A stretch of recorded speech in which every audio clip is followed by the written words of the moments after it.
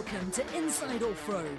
We take a look at new marketing initiatives in off-road racing, meet former rugby Springbok Stefan de Blanche, and look back at the recent 4x4 Mega World 400 at Carnival City. South African off-road racing enjoys a high profile both nationally and internationally. The 10-year association with ABSA ends the season, but with a new sponsor on board from next year, the sport is entering a new era, aimed at ensuring future growth for off-road racing. The series has grown from strength to strength, and with us securing a new sponsor for the next 3 years for what will be a new series and a new show, we will continue to build where we are. The competitors' entries are, I think, 85 entries in this event has been phenomenal. More and more, I think the problem the sport's having now is that there's more buyers than there are cars available, which is a very nice position to be in. But for those of us that are involved with manufacturing or building of cars, need to come up with a solution for that. But a very healthy place to be, but at the same time there's still a lot of work to be done, but good times ahead.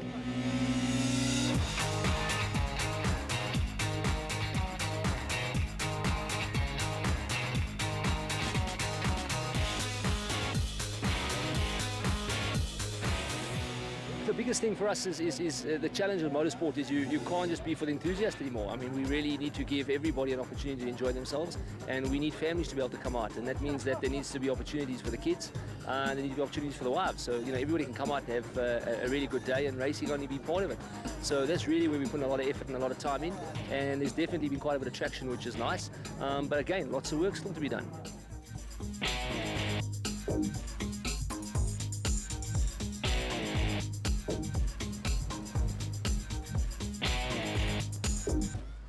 Over the years, we've really concentrated on bringing the corporates and the commercials in, and the sport today is really much dominated by commercial entries. You've got big corporates that are utilizing it as a hospitality platform.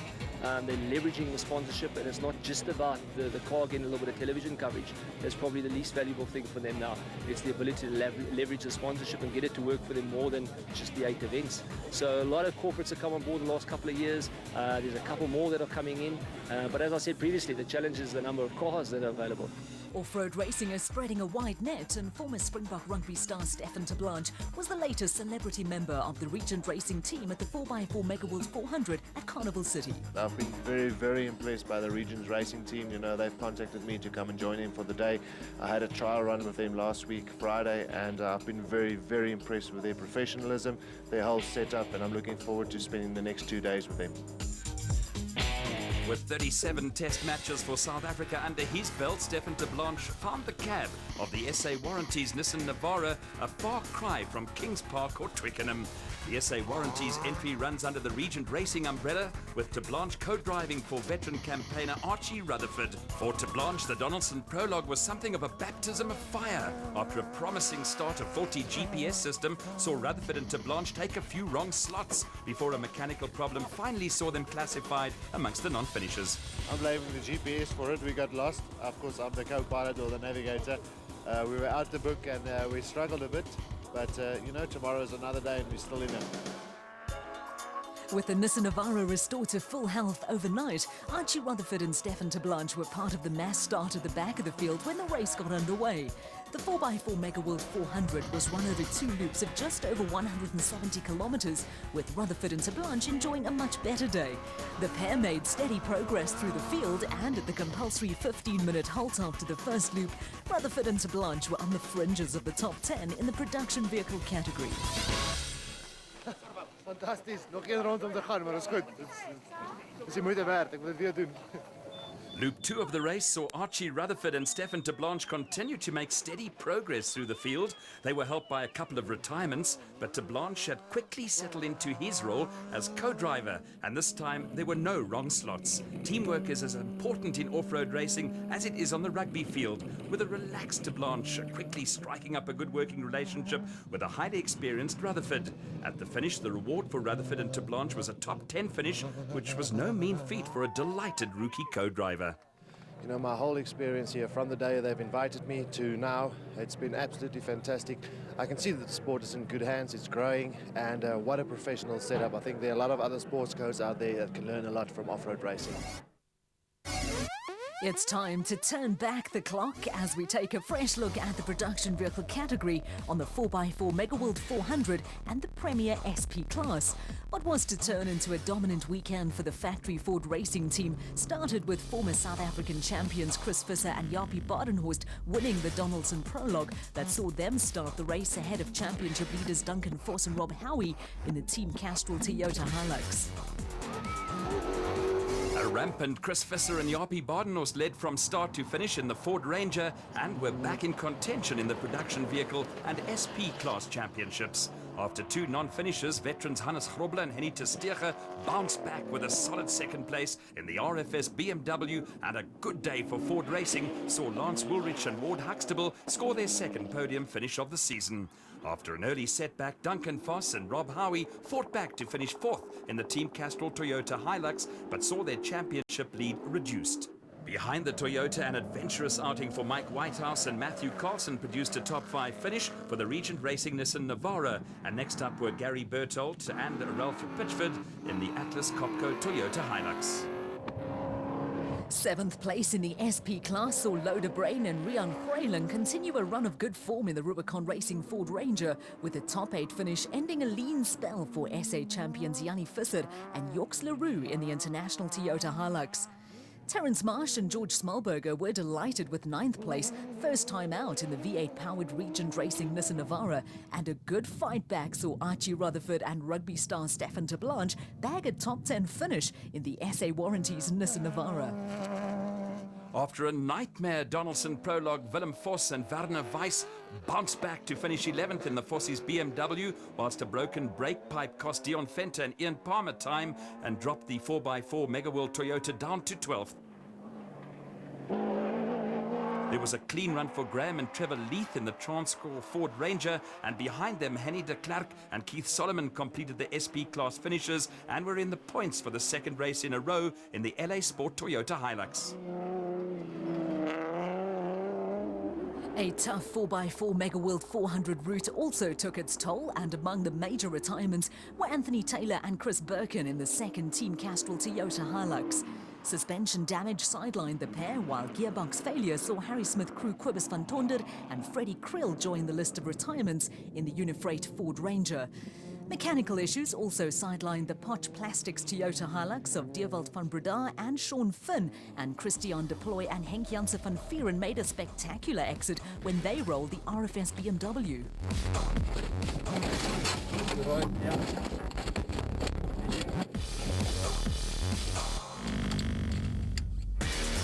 After winning the Sun City 400, it was back to earth for Christian Deploy and Henk Janssen van Vieren, with the RFS BMW a little the worse for wear. The crew were unhurt, but their championship hopes took a knock.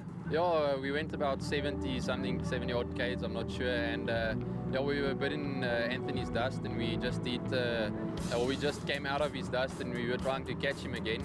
And yeah, we just did an unmarked ditch there with the left and front side, and it launched us into the air, and yeah, about 20 meters later we touched the ground on the rear right and just rolled, I think 2 times, I'm not really sure, and landed on the side. And the car was irreparable for us, so yeah, we had to retire.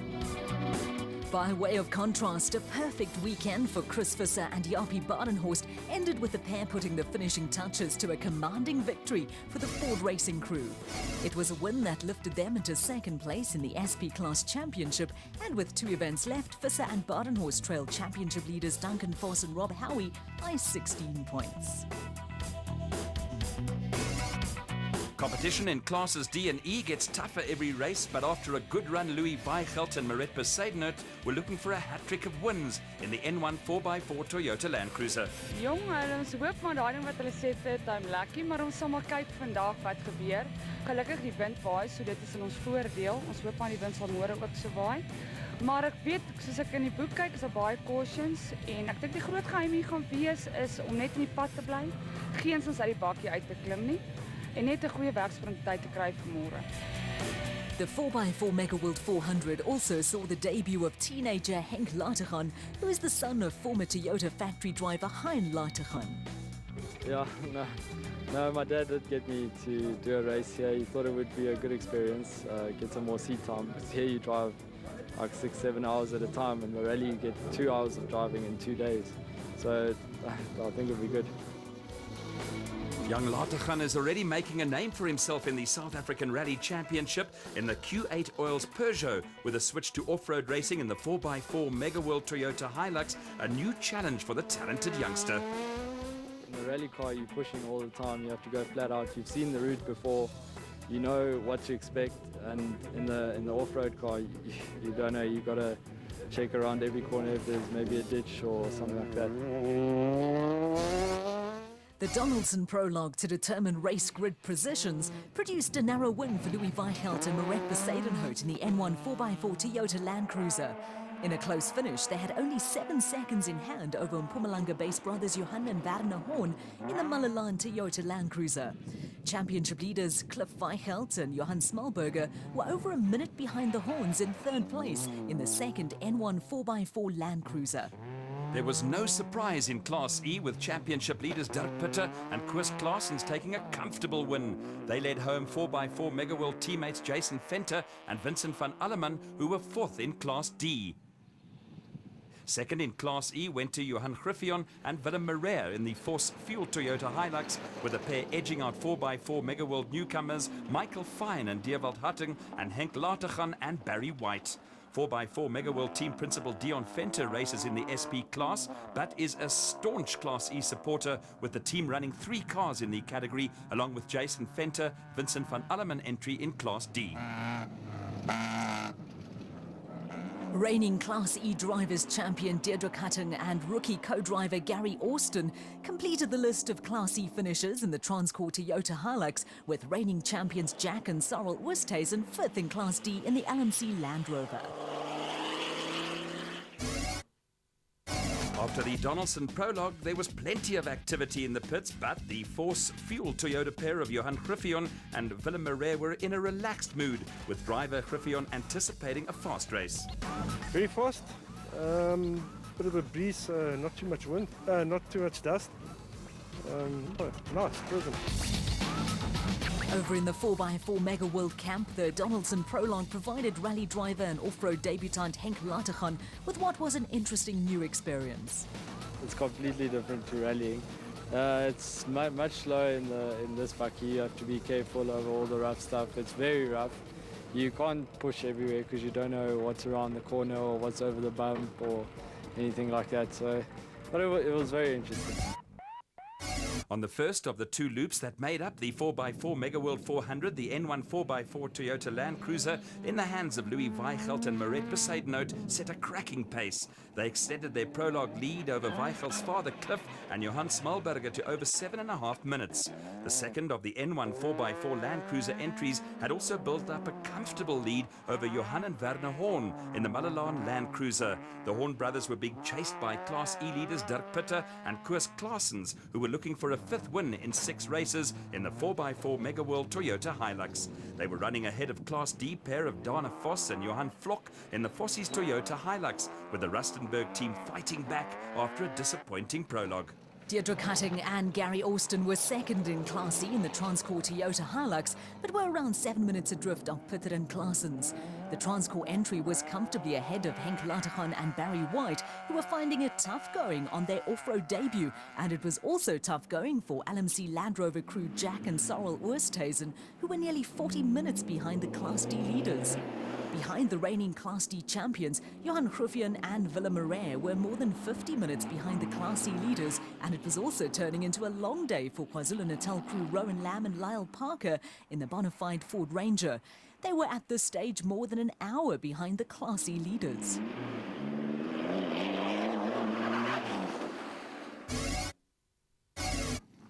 At the compulsory 15-minute halt at race headquarters at Carnival City after the first lap of the race, Louis Weichelt and Moret Besadenhout were still comfortably in the lead in Class D. Johan and Werner Horn had closed slightly on Cliff Weichelt and Johan Smalberger, whilst Dirk Pitter and Koos Claessens were in complete control of Class E. Less than 50 kilometres into the second lap, the Class D picture had changed. Louis Weichelt and Moret Besadenhout retired with shock absorber problems, and a tremendous battle developed between Cliff Weichelt and Johan Smalberger and the Horn brothers.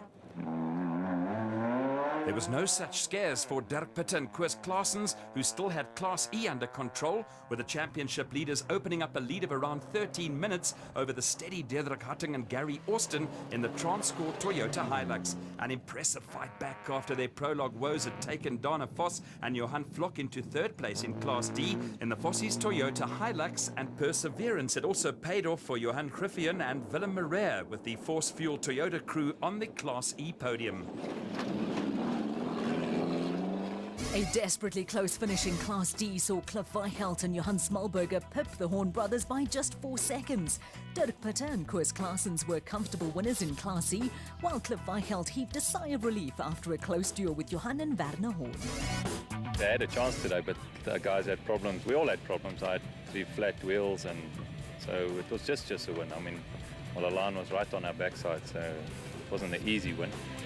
For Class E winners Dirk Pitte and Koos Claessens, it was a case of smiles all round, with the 4x4 Mega World crew on the brink of clinching the championship. Ja, nee, ons is baie bly ons kon die resultaat uitkry. Ons het omtrent amper die kampioenskap nou in die sakkie.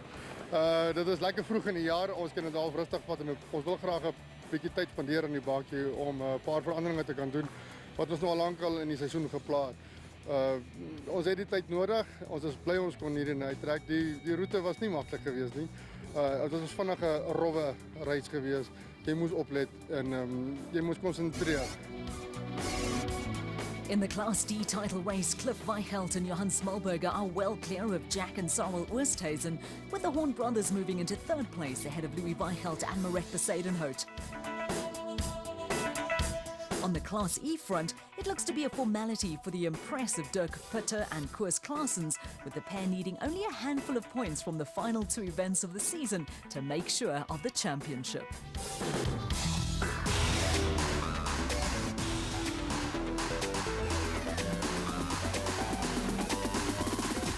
If you sit for 5 hours on a seat the size of a shoe, and shave your legs for safety, not for show, if scars and grazes are the norm and not the exception, then welcome to the club.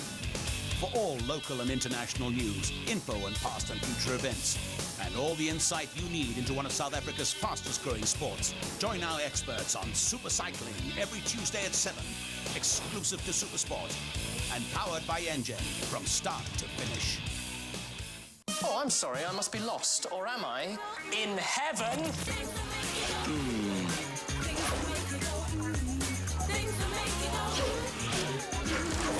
Oh, yeah. Add a little more excitement.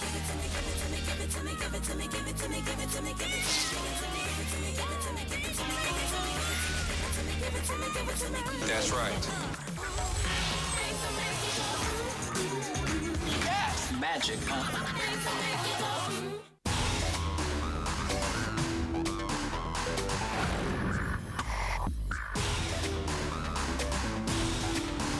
Now we turn our attention to the special vehicle category and the Premier Class A Championship. Arriving at Carnival City for the 4x4 Mega World 400, there was a tight situation at the top of the overall and Class A title races. In Class A, only 3 points separated Atlas Copco team of Johan van Staden and Mike Lawrenson and the motorride pair of former champion Evan Hutchison and Dani Stassen. Victory on the Donaldson prologue to decide race start positions provided Hutchison and Stassen with an early advantage.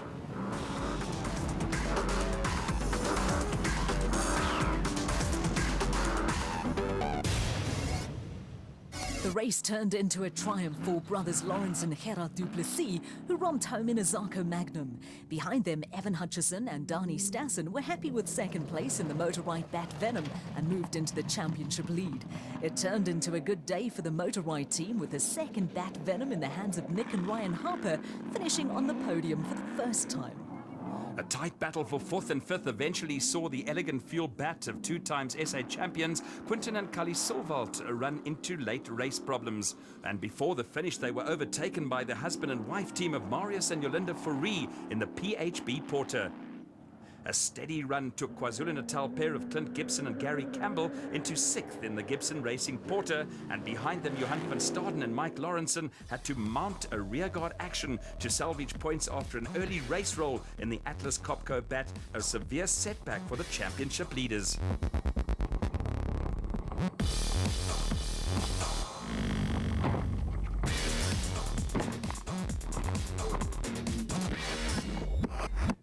Another steady run took brothers Daniel and Lo Zili into 8th place in the Orange Works Porter, with the pair picking up points for the second race in a row. The Zilis were followed by the ever-improving Botswana driver Mogre Mabile and Zelda Nimant in a Zarko Light, with the pair losing time late in the race with 2 punctures that forced them to borrow a wheel from Steve Parker and VZ Van Sale. The last of the Class A finishers were KZN team Daniel Brooks and Gavin Gray, who started from the back of the field after a troubled prologue and then proceeded to roll the Ducati's property bat. 10th place was a just reward. Photographers, both professional and amateur, were out in force on a route that also took its toll on the Special Vehicle Brigade. After a couple of good results, the Free State crew of Peter Ruthven and Leander Pinar were amongst the non-finishers in the Rubicon Bat, with veterans Nardus Alberts and son Louis suffering the same fate in the Rapsa Bat. And after a promising start, Steve Parker and VZ Van Sale were forced to call it a day in the Sizanani Jimco, and then sportingly came to the aid of Mogre Mabile and Zelda Nimant. There was a touch of deja vu when veteran Ernest Corbett and son Mark broke down at the same spot, with both out in the Century Racing entries. Well, we parked next to the old man here. We were out here in the bush, but we had a problem. The spark plug leads came off the engine and touched the exhaust pipe and caught fire a bit. So this is the offending culprit that stopped us today. So a tiny little problem for a very big car, but unfortunately it's what stops you. Of all the race retirements, the hardest hit were the reigning SA champions Herman and Wichard Solwald, and an early exit in the elegant Fuel Porter ruined their hopes of winning back-to-back titles. Back at Carnival City, there was a final flourish from race winners Lawrence and Gerard Duplessis as they took the checkered flag. Behind the Duplessis brothers, second place was enough to take motor-white crew Evan Hutchison and Donnie Stassen to the top of the Class A standings, with a 5-point lead over Atlas Copco team Johan van Staden and Mike Lawrenson. The Class P Championship battle has this year been dominated by Century Racing crew of Colin Matthews and Alan Smith, but there was no shortage of challenges at the 4x4 Mega World 400. After a troubled start to the season, veterans Nick Gosler and Andrew Massey were also back in the fray and raring to go in the Men's Health International Zarko. It has been a little bit up and down. We haven't finished the race this year, and we actually have missed the last 2 events due to technical problems with the car. Hopefully everything is right now. Engine's been rebuilt, all the wiring's done, new computer system, so we're hoping that all is good to go. There was drama on the Donaldson prologue when Sun City 400 winners Kutsia and Sandra Labuskachny found themselves at the front of the Class P field after Colin Matthews and Alan Smith were penalised more than 5 minutes for unintentionally straying off the route. The penalty dropped the Century Racing crew to 14th place in the special vehicle field and was a body blow. Third were the consistent John Telford and Jaco Swart in the Kelsamite Bat, who had a sizable advantage over Richard Fuller and Dennis Murphy in a Regent Racing Bat that was not sounding at all healthy. Next up and completing the top 5 were veteran Rob Walker and Jeremy Wood, sitting alongside him in the Super Pave Ace Co.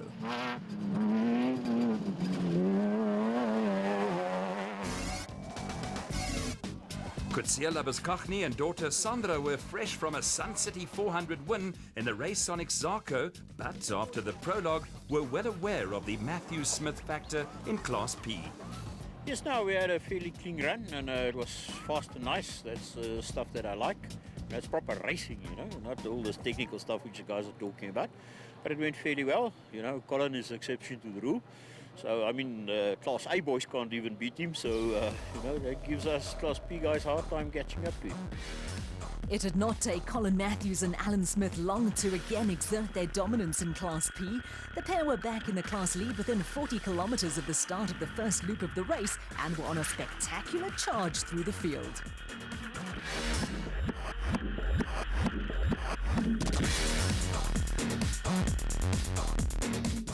With Colin Matthews and Alan Smith rapidly disappearing into the distance, Kutsia and Sandra Labuskachny gradually fell behind the Century Racing crew, with a gap growing to nearly 7.5 minutes. The Labuskachny father and daughter combination were also starting to come under a little pressure from the Regent Racing pair of Richard Fuller and Dennis Murphy, who had picked up a place by moving ahead of John Telford and Jaco Swart in the Kelsamite Bat.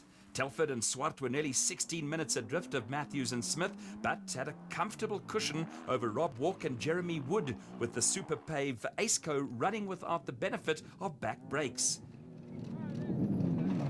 They were a little better off than Ernest Corbett and Juan Moore, with the Century Racing CR2 horse to combat and later to be classified amongst the non-finishers. We took the wrong road. What happens to take a wrong road? You have a problem. We had a big trench. If you look to that side, you see a big trench.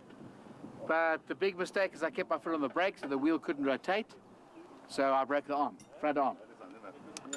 But luckily we've got guys that know what they're doing. The final loop of the race saw the ever-spectacular Colin Matthews and Alan Smith continue to charge through the field in the Century Racing CR3 until their progress was temporarily halted by a puncture.